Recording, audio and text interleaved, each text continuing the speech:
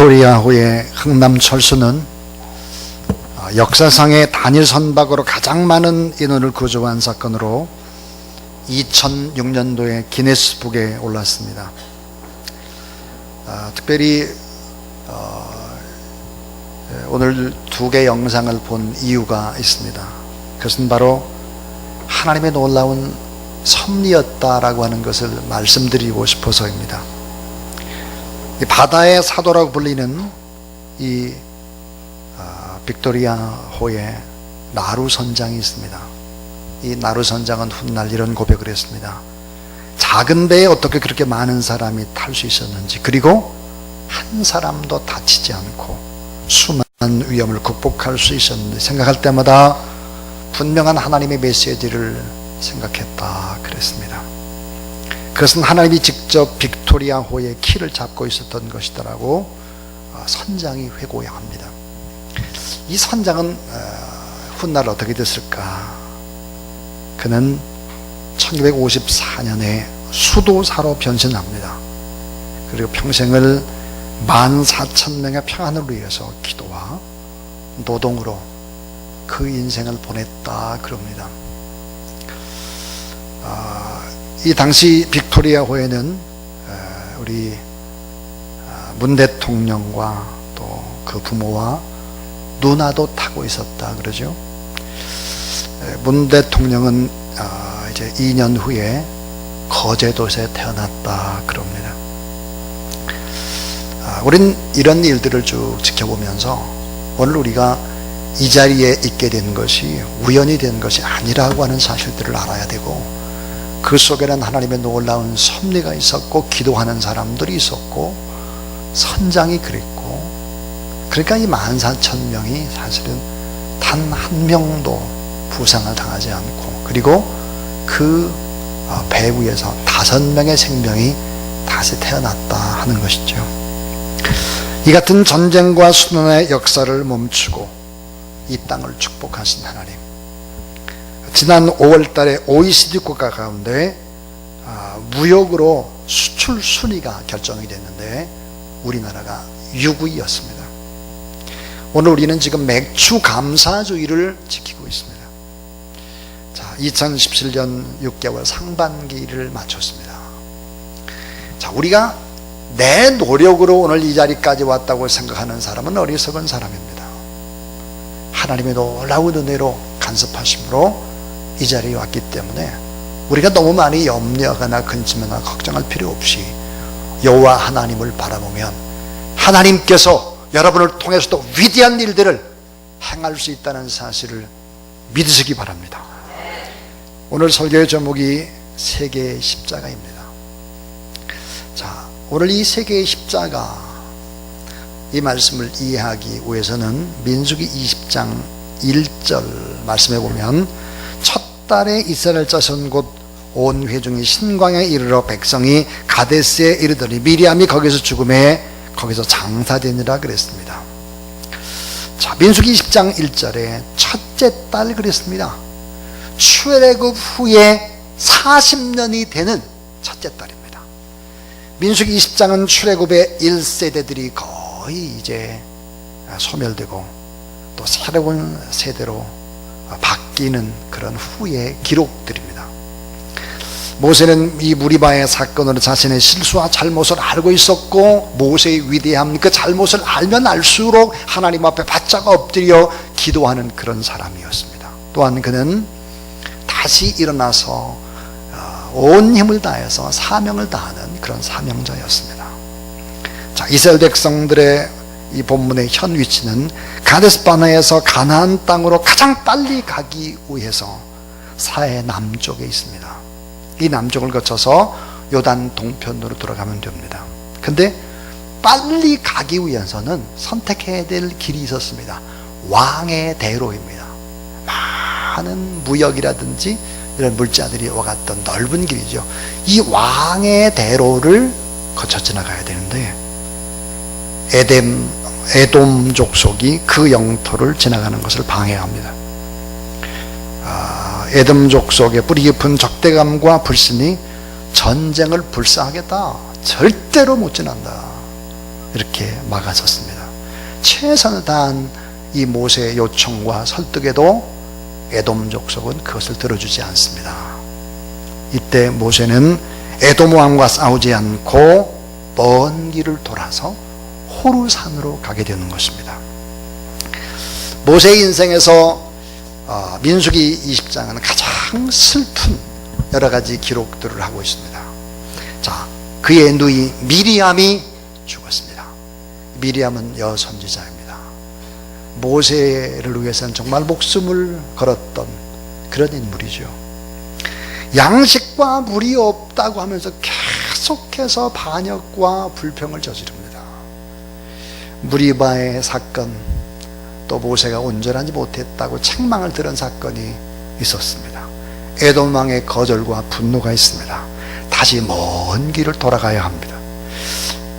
더군다나 형이요 영적인 동반자였던 대제사장 아론이 죽습니다. 이런 깊은 슬픔과 상실감 속에서도 계속 이어지는 어려움에도 모세는 믿음으로 사명을 감당합니다. 침묵하고 수용하고 그리고 성실함으로 직무를 이행하게 되죠. 오늘 이 민수기 20장에서 오늘 이 본문까지의 중요한 메시지가 몇 가지가 있습니다. 그 하나가 뭐냐면 따라하세요. 원망의 본질은 우상숭배입니다. 여러분 이걸 잘 기억하셔야 돼요.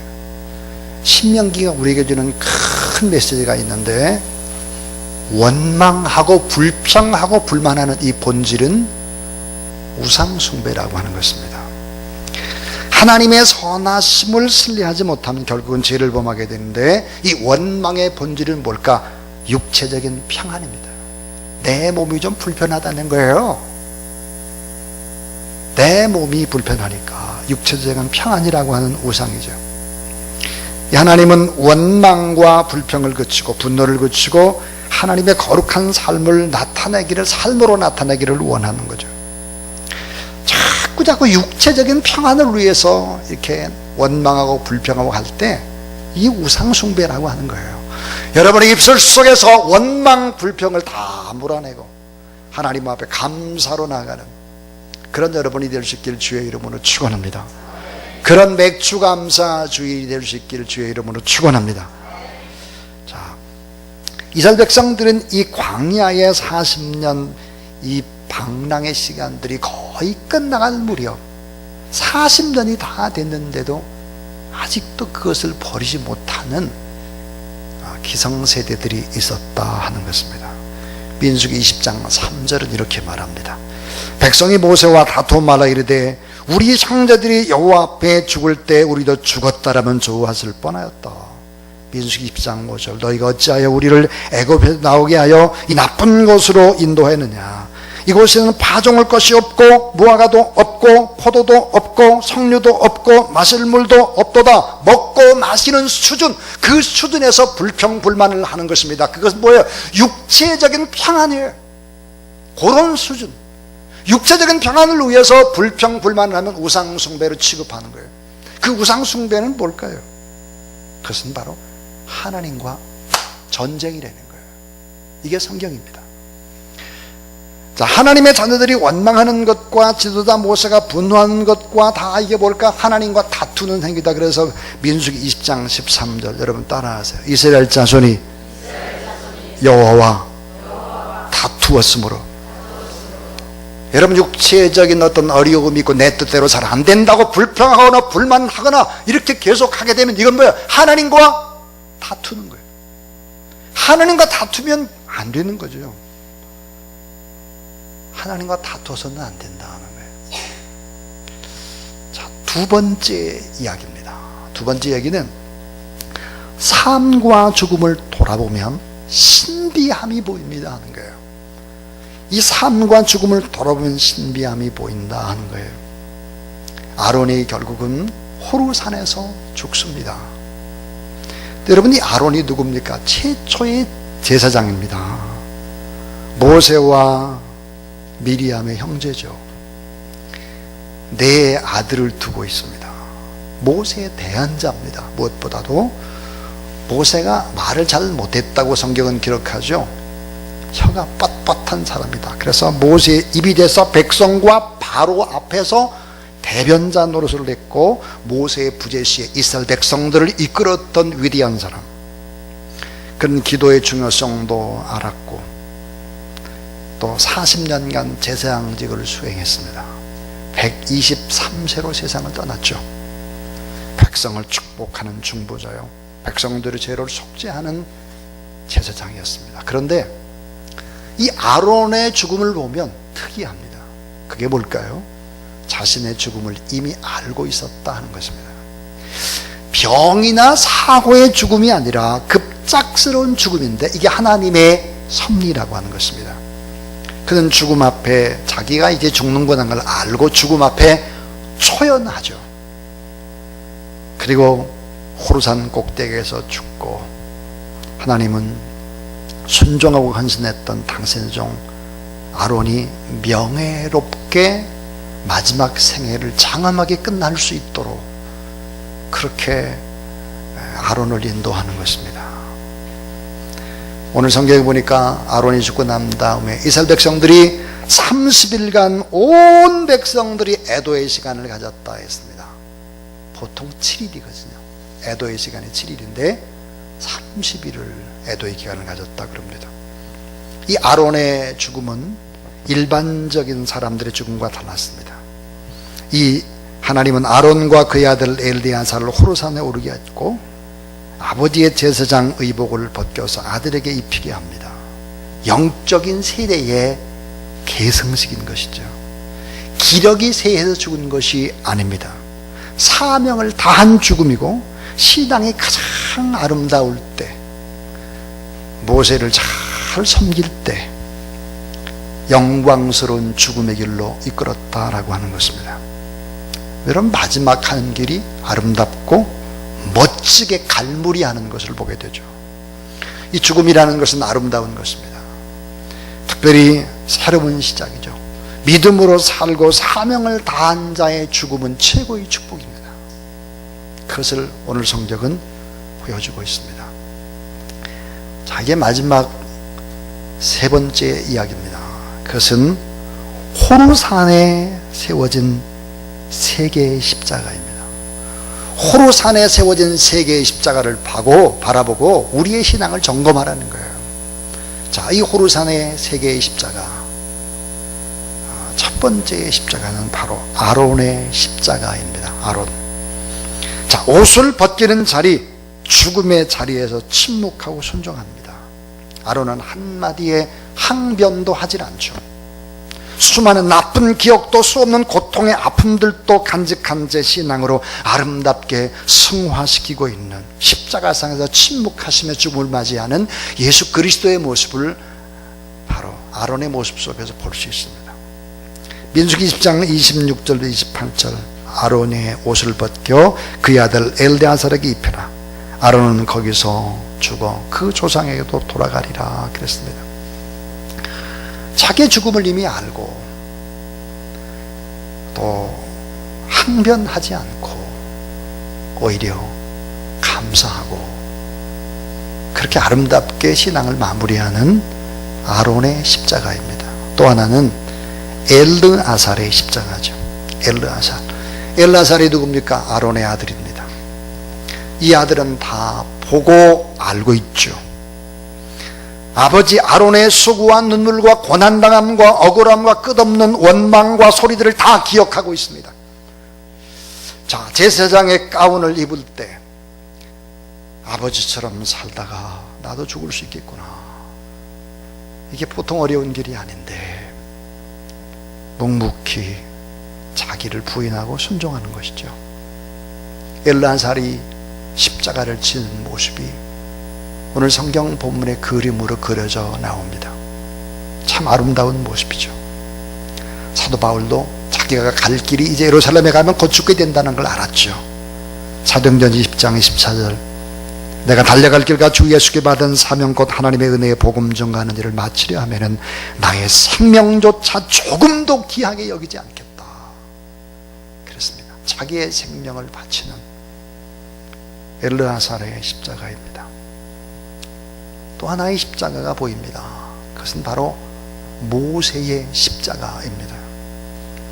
자, 형님의 옷을 벗게 하는 모세의 심정은 어떠했을까?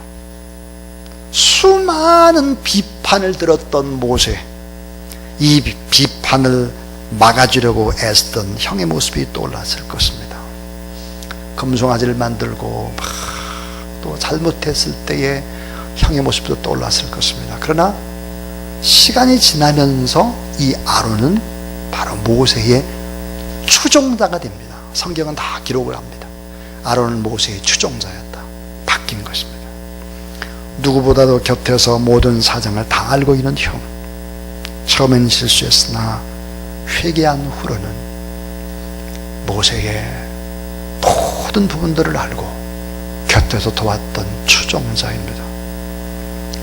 자, 모세는 알고 있습니다. 형 아론이 백성을 위해 살고 중보기도 하고 백성의 죄를 대신해서 속죄하고 백성들이 잘 되기를 끝없이 축복했던 그 형을 알고 있습니다. 이 형의 옷을 벗기는 것입니다.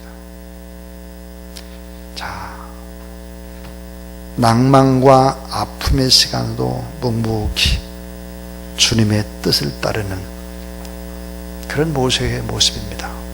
여러분 따라하세요. 모세가 아론의 옷을 벗겨 그의 아들 엘르아살에게 입히매. 그 다음 아론이 그 산꼭대기에서 죽으니라 그랬습니다. 그리고 모세와 엘르아살의 산에서 내려왔다 그랬습니다. 세 개의 십자가를 봅니다. 호르산의 십자가는 세 사람의 순종을 말씀합니다. 더 이상 원망치 않고 감사하는 모습을 보여줍니다.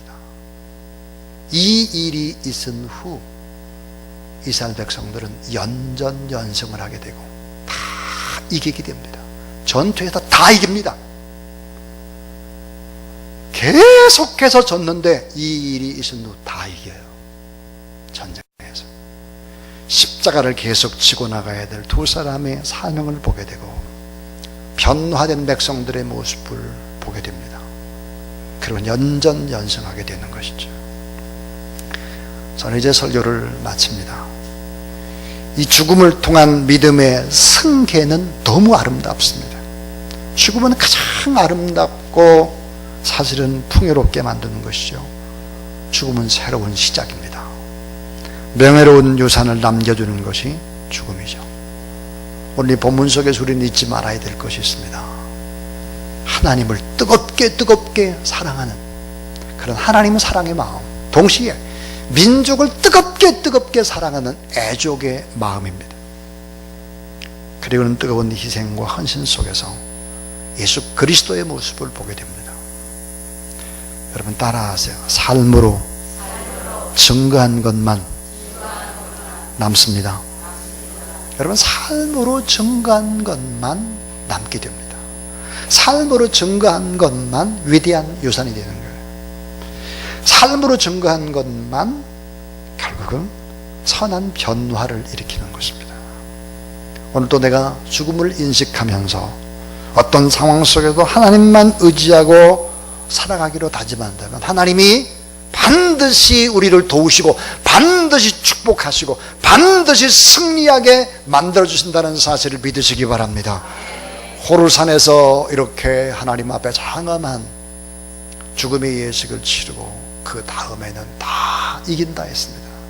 하나님은 다 보고 계십니다. 우리의 말과 우리의 행동과 아직도 바뀌지 않는 우리의 모든 것을 보고 끝없이 기다립니다. 우리 입술 속에서 불평, 불만, 육신의 평안, 먹고 마시는 수준, 이 수준 때문에 계속해서 반복되는 이 불평, 불만은 우상 숭배인 것입니다. 이 우상 숭배의 수준을 벗어나서 하나님 앞에 믿음으로 감사하고 우리도 나를 부인하고 십자가를 지는 그런 하나님의 사람들이 다 될 수 있기를 주님의 이름으로 축원합니다.